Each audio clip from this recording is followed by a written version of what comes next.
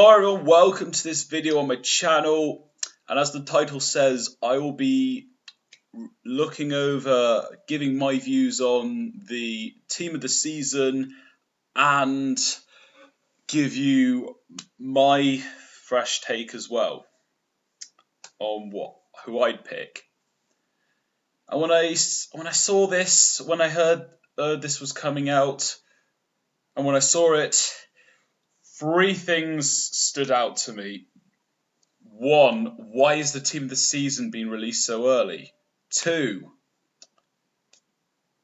the fact that there's no Bristol Rovers players in this team, not one, I mean, that should be looked at. And thirdly, why is there only one Exeter player in here? They've been one of the best teams in the league, and second place could maybe go above Forest Green in the table and get that first place, yet they've only got one player in that team of the season. Doesn't look good. And I guess when you kind of move the Bristol Rovers thing aside, which I don't really think they should have many players in, maybe just one in fact, but yeah, it didn't leave me with the best stomach, let me say that. The goalkeeper I'm not too happy with, Theo Walcott. This is a guy who's been, he has been good, but he also went on a number of international breaks and even an AFCON, and he will have played less games than most of these other keepers. And you could make the argument that he's done more with less game time, but I don't think he has been the best keeper overall. And I think I just wouldn't put him in. The back three, it's a maybe with this. The one that kind of stands out to me is Turnbull. I can just get up his first name, which I did have. He has been good, and Salford have conceded one of the lowest amount of goals this season. But for Turnbull, team of the season? Is he warranted? But I think there has been better defenders that you could say.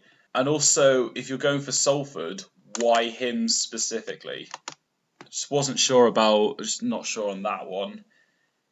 And again, I just think you could get more Exeter players into here. I just can't agree with most of these. Well, I can agree with most of these, but there's a significant number of them that I don't agree with. That's the issue.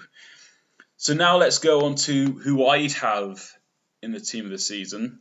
Again, it might change come the end of the season, and where we know who's been promoted, and therefore that's going to have an impact on what the team of the season is, and hence why I think they should have done it afterwards. But I'm going to give you mine. So I've made 3 changes, and the first one, let's start in goal. I've gone with Liam Roberts of Northampton. Now I went with the 4 teams that have conceded the least goals. There was Forest Green, Exeter, Northampton, Tranmere, not in that order, but they were the top 4. I think all 4 of our Bristol Rovers as well. But most number of clean sheets was Northampton, which does suggest that if you're going by that, then sure, put the Northampton goalkeeper in. But I wanted to dig a bit deeper, find out the number of saves, and of the 4 teams I mentioned, Liam Roberts of Northampton also is the highest of that. And I also picked up on that of all the keepers, Liam Roberts has the lowest goal against per 90 minutes ratio. So I think there's three key factors that you could use or I'm using to put Liam Roberts in this team. Obviously, there's keepers that have made more saves, especially down near the bottom.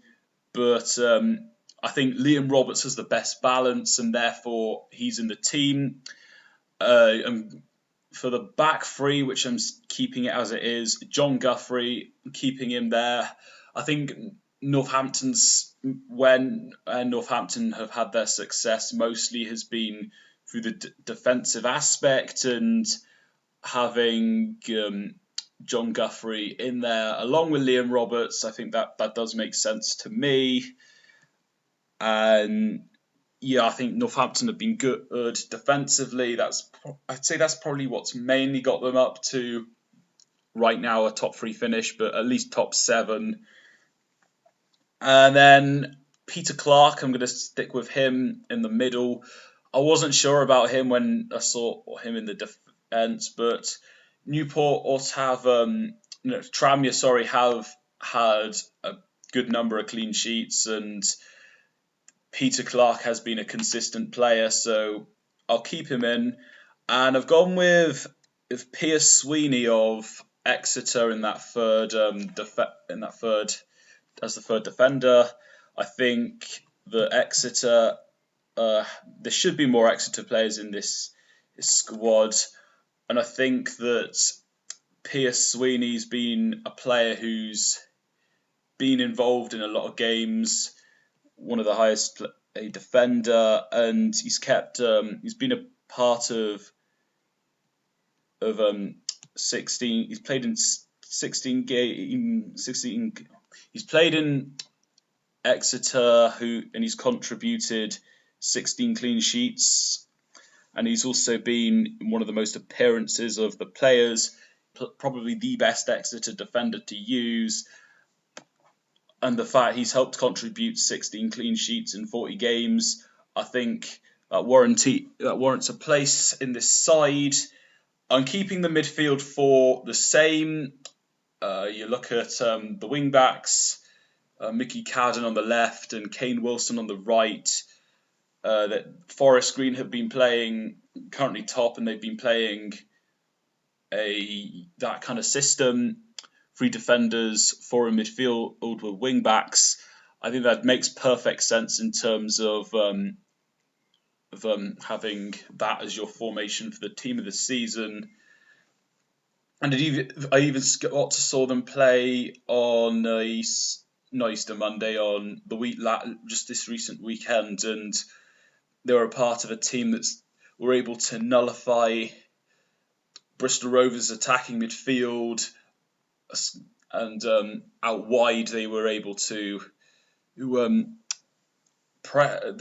press us well. And Kane Wilson has got some goals on. He's been a great shadow striker, and he's got some very effective goal scoring feet.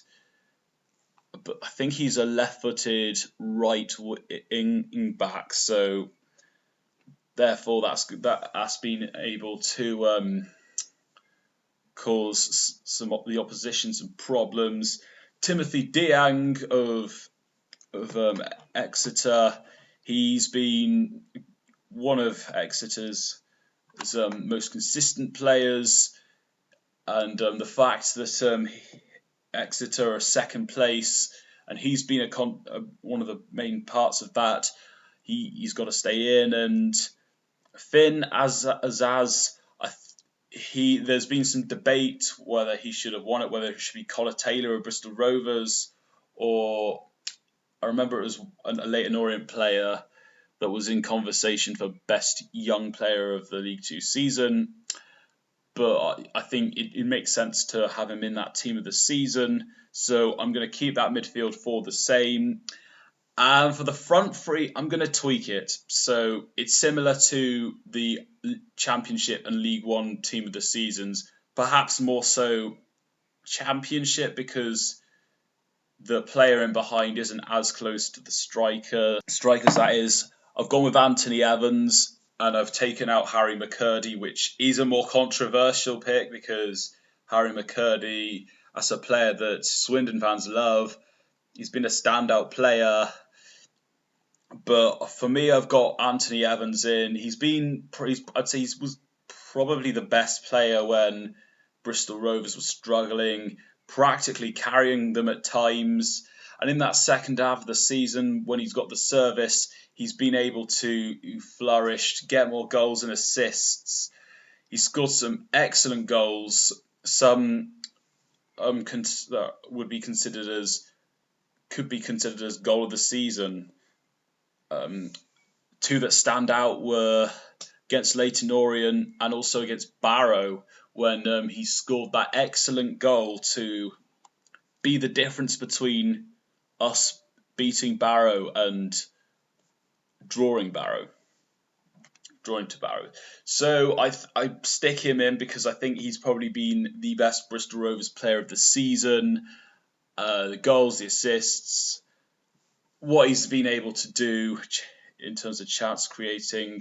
And he's so good that Elliot Anderson, who's been a brilliant player, plays similar to Anthony Evans. He's been pushed to the left and has to act as a false winger. That's how good Anthony Evans is. And up front, we got Dominic Telford and Matty Stevens. I think they just speak for themselves, given that they're the top scorers. Dominic Telford currently at the top, and Matty Stevens' many goals has helped Forest Green get very close to having a League Two title in their hands. So that's been my take. That's been my views, and they have been my changes. What do you think? What's your team of the season? What do you think of mine? Should they have released a team of the season this early?